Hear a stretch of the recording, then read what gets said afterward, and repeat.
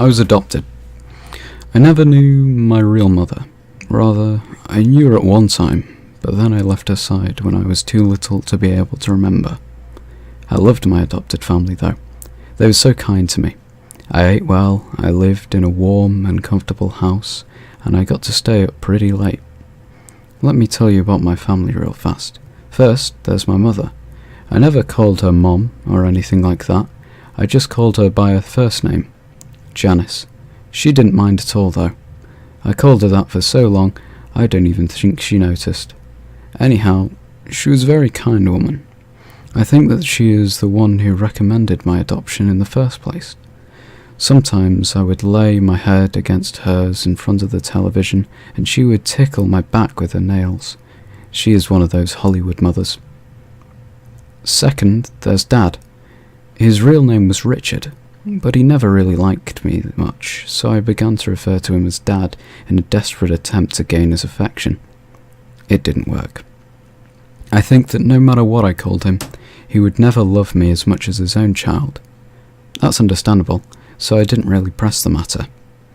The most notable attribute of Dad was his unmoving sternness. He was not afraid to pop his children when they did something wrong.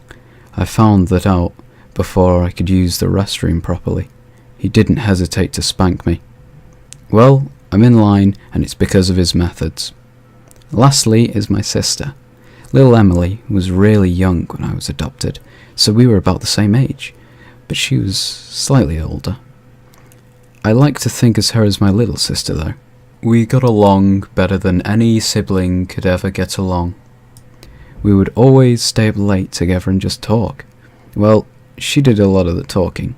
I mostly just listened because I loved her. It was a great setup that we had. We were short on bedrooms, so because I didn't want to sleep in the living room by myself when I was littler, I had a pallet set up for me next to her bed on the floor. This is where I've slept since, but it was cool with me because I enjoyed being with her. I had always felt very protective of my little sis. Everything changed on a horrible Wednesday night. I was at home taking a nap when little Emily opened the front door. The sound of the door opening pulled me to a state of consciousness, and I walked from the room down the hall to the living room. That's when I first remembered it was Wednesday. I was never any good at keeping track what day it was. Actually, I'll just go ahead and say it. My sense of time was horrible, but nevertheless, I knew it was Wednesday, because Emily had just come home from her church's youth group gathering. She walked in the front door and hugged me, and then was followed in by Dad and Janice. "You have a good nap?" Janice said teasingly as she ruffled up my hair. I just shook my head away and snorted in a manner that clearly expressed that I was teasing back with her. "Don't you snort at your mother like that," said my father gruffly with authority. He shut the door behind him and hung up his coat. I was clearly joking, I growled under my breath. He must not have heard me because I didn't feel him smack me. Emily then proceeded to our room and I followed. She started telling me about her day. You know, usual teenage girl stuff, but I listened so that she would feel better. After her summary, she suggested watching TV, and I obliged and jumped onto the couch as she was going for the remote. She rolled her eyes at my little brother like an immaturity, and scooted me over and sat down. The TV turned on, and we watched it together until the sun went down. Emily was the kind of girl that, instead of watching cartoons and soap operas, would rather watch Discovery and Animal Planet and Natural Geographic.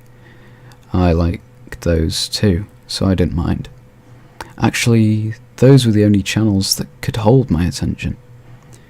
So it got late, and Janice walked up behind the sofa. "Emily, it's past your bedtime. Turn off the television, go to your room. You too," she pointed at me.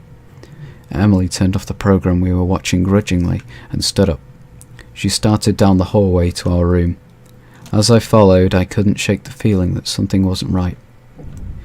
We went into our room and Emily turned off the light.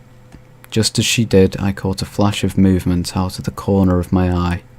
It was out the window, but as soon as I redirected my line of sight to where the window was no longer in my peripheral vision, it was that I thought I saw was gone. I still remained alert, for my sister's sake. I laid there in the darkness with nothing but a thin ray of light from the street lamp outside to illuminate the room. It wasn't much. Time and time again, I could have sworn that I heard subtle sounds just out of the window. A twig break, leaves crunching, clothes jostling, and all the while I could smell a faint stench of sweat and blood. I kept my eyes open most of the night. The sounds outside subsided and left my nose. I began to feel at ease. My eyelids closed. Not long after that, I heard a very loud crash at the other side of the house. I was up in an instant. "There's someone in the house!" I barked with extreme adrenaline coursing through me. "Wake up!" I shrilly pleaded with Emily. She did, and as soon as I saw her sit up, I ran to my parents' room. Dad was dead. His neck was splayed open and gaping as blood spilled out of it. Off the bed and onto the floor, I saw that the master's bathroom door was closed, and just before it, on the outside, was a man. A man. I don't feel comfortable calling it that. He was very large and rugged. He turned around and saw me, and that's when I saw him accurately for the first time. I won't forget it. His eyes were large and beady and trapped with lust. He was styling a beard that was badly unkempt, with blood dripping off. His clothes were dirty and his face was cold.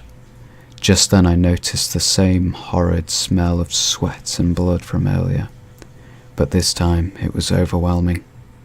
He saw me and grinned with a set of crooked yellow teeth. That smile threw me off. I thought that I was going to die, but then he turned back to the bathroom door, completely unperturbed by my presence. I was terrified and didn't know what to do. I just yelled and cried. I watched as he shouldered through the door that was my mum's only protection. I watched as he raised the large razor that he was carrying, but had obviously neglected to use properly. I watched as he sliced her open and tore her to shreds. I then heard something. The last thing that I wanted to hear. It was Emily's scream coming from behind me. The large monstrosity looked up from my butchered mother and stared at my little sister. I was distraught. He stood up and quickly started walking towards us. My sister turned and ran, and I was at a loss when he bypassed me and went straight after her. Why was she still in the house? Had she not assessed the situation and ran? Apparently not. And now she was dead, and I was alone. I ran after them both, expecting the man to kill her as he had the rest of my family, but I was sadly mistaken. He grabbed her by the arm and jerked her away as to make clear that he was in control. He dragged her through the house. I was making all the noise I could now, hoping and praying that someone would come to my aid. He mustn't take her. Not her. As he passed me, I backed against the wall and whimpered with terror. "Why?" He didn't respond, except by putting his free hand on my head while Emily screamed in the other and saying, "Good boy." He gave another crooked grin and a very cold, unnatural laugh. I followed him to the door where he dragged my helpless sister after him. He opened it, pulled her out, and slammed it shut behind him. I am now sitting in the house with my mutilated adopted parents, shivering and whimpering with dismay. He's out there with her, doing who knows what to her, and I can't do anything. I would if I could, but I can't. I would chase after them in a heartbeat, but I can't. I sit here looking at the front door. I look down at my paws. If only I